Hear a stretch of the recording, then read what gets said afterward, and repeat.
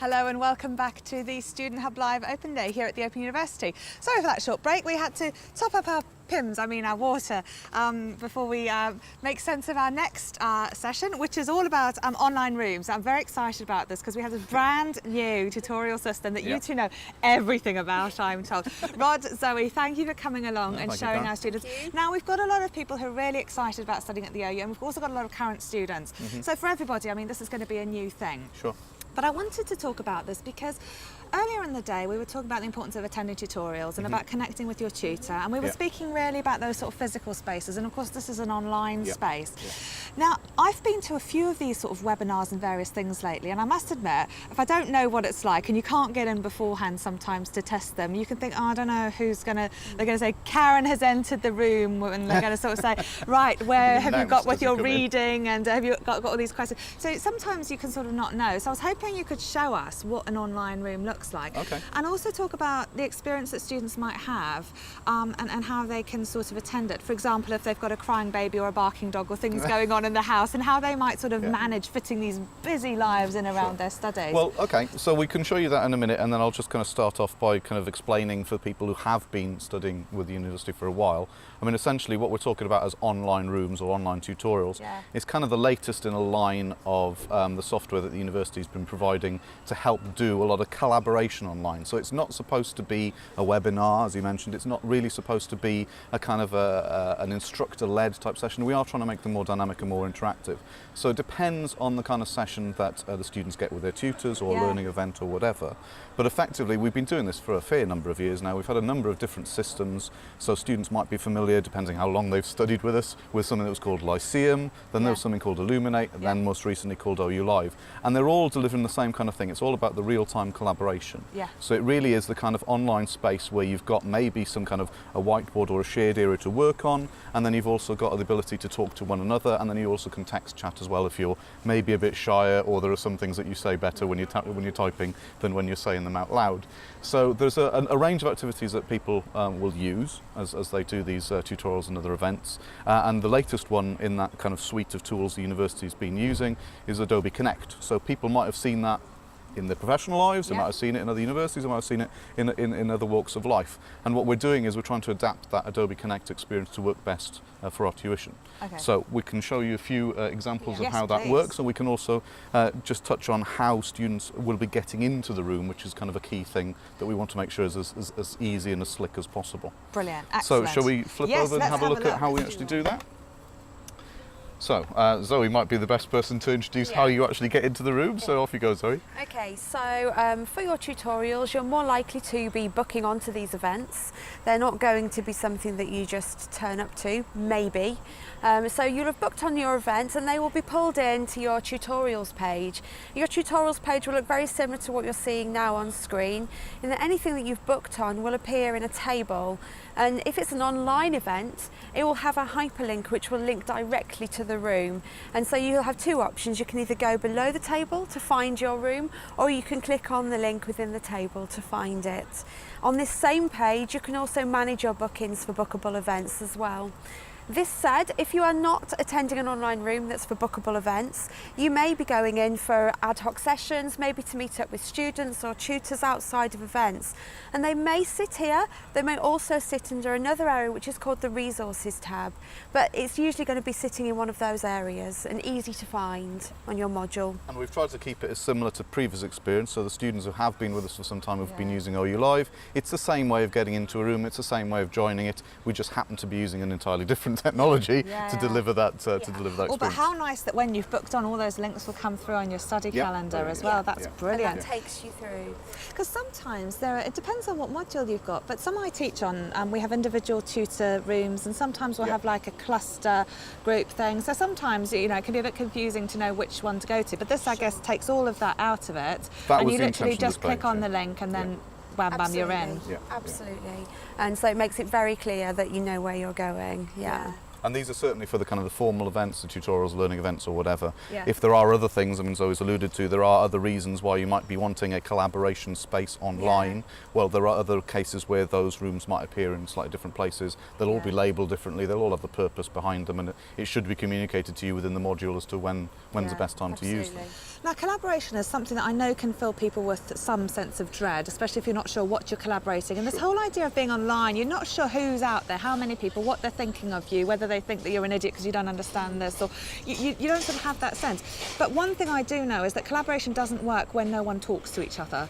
And so you're sort of saying here that these are, I guess, are more meaningful and more worthwhile when you're actually doing stuff. You talked about sort of the chat and things as well. So how does this sort of manifest itself? How do you collaborate? What do you do in the room when you're there? Okay, so I think we can step straight into what the interface looks like. So we had effectively a poster that we've created around this as a quick reference, and that just shows you the interface.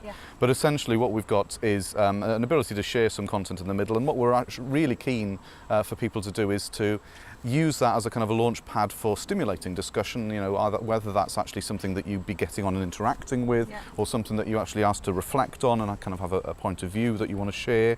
Now that could be text chatting away, and that appears in the text box and everybody can see that. It's against your name, but you can do as little or as much as you like, and hopefully the tutors will have an opportunity to kind of work with you and elicit a bit of information from you that, you know, you feel you're happy to do in a kind of a comfortable or secure environment. So part of what we do is to try and make sure that is a good working environment for study and for sharing with your peers.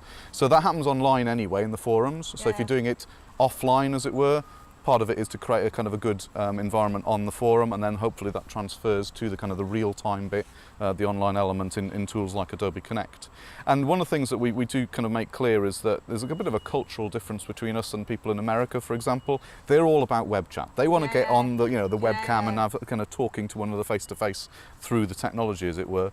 We find that a lot of British students tend to be a little bit more reticent on that front, which is fine. Often because they're in their pyjamas, to be well, fair. okay, well, let's not go there. But essentially what we've got is a system which you appear, your name does appear on the list. You can use non-verbals in the sense they've got little additional icons that you can use to say, oh, I'm happy with what you've said, speed up, slow down, or I'm a bit confused, or there are other things that you can do in terms of signalling that you agree, so that everybody kind of says they're on the same page, they're happy, and they're happy to move on. So there's lots of things you can do that are quite quick in terms of giving feedback and helping the tutor to see how the whole group is doing. But you can also use a text chat, and of course, if you want to, you can use a microphone and actually talk.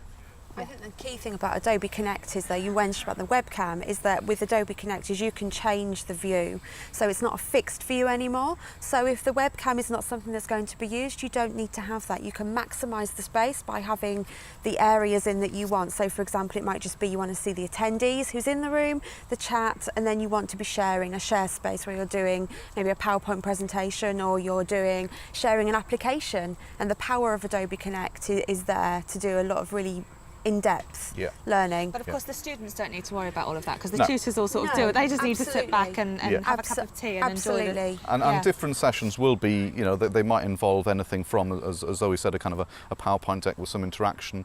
The higher you go maybe in the study, or the kind of the bigger groups that you might get involved in, the tutors may need to break those groups up into smaller breakout rooms, as if you were, you had a plenary in a space, and then you all go off and sit around a little table, do an activity, and then come back. So you can do that kind of thing with the software. And you can also, depending on the subject area, we're finding that some subjects like STEM, for example, they might be doing a lot of screen sharing. So they might actually be showing something on the tutor's machine, which not everybody has access to, but actually helps in terms of the teaching points that are made. And students might be invited in to go and try something out on a spreadsheet or on a bit of software through that mechanism as well. But it is a complete, it's one tool that does a lot of different things, and different experiences will come forward in the different subjects. And it's very, I mean, I've used this, it's very, intuitive. You can sort of see when you test your microphone and everything. Did you want to briefly, because we're sort of, as usual, running out of time, sure. Did you want to show anyone about how to access the room? Because you mentioned, Rod, that this was an important thing. So, the point was around the VLE Tutorials page that we had just a moment ago. That's the kind of the key entry point.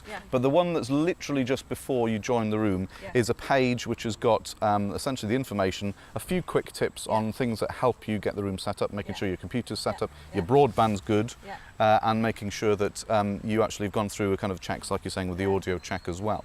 And then when you join the room, you get transferred over into Adobe. Adobe Connect, sorry. And then after a session's been done, if it's been decided that it needs to be recorded, then the recordings are available on the page as well. I wanted to ask about that because some students can't attend the tutorials in live time, so they can then watch the recording. If one has been made. If one has been made. Yeah. But I guess, I mean, George and I were sort of talking earlier about how, you know, some of the students' most valuable experiences are with collaborating, and sometimes that can feel quite scary. I know when I plan my tutorials, it's often on things that are explained in the tutorial. What would your advice be to students who may think, I haven't got up to speed with the reading, or I don't really understand it all? These tutorials, I mean, they're often a space to talk about things and to collaborate, as opposed to have a lecture or to be quizzed, isn't it? Exactly. Yeah, I mean, the beauty is that wherever they are, they don't have to be wedded to their computer or their laptop, depending on the learning outcome of the event. But if they're just wanting to turn up, they're feeling slightly nervous, they can use their mobile device as well. So we have a screenshot showing Adobe Connect is really versatile. They can enter from the Join Room page on their phone or their tablet or their computer.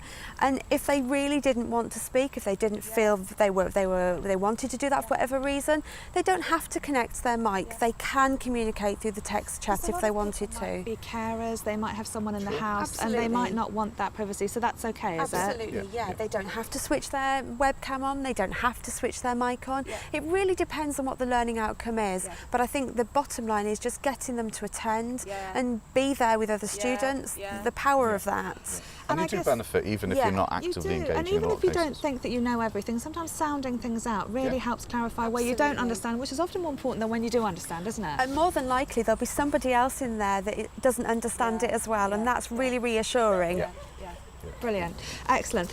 You two, thank you so much for giving us this brief tour. Have we covered most of the key things that you want students to connect with? When can they start going to find these online rooms? This is one thing that we wanted to finish on, if that's all right, because essentially what we've got is we've talked about the tutorials. Well, we know that there are cases when students want to talk to one another in between tutorials, and the way that the new system is being set up means that we can't as easily do it as we did in the past. So what we're trying to do is we've got a proposal to try and get a student room set up.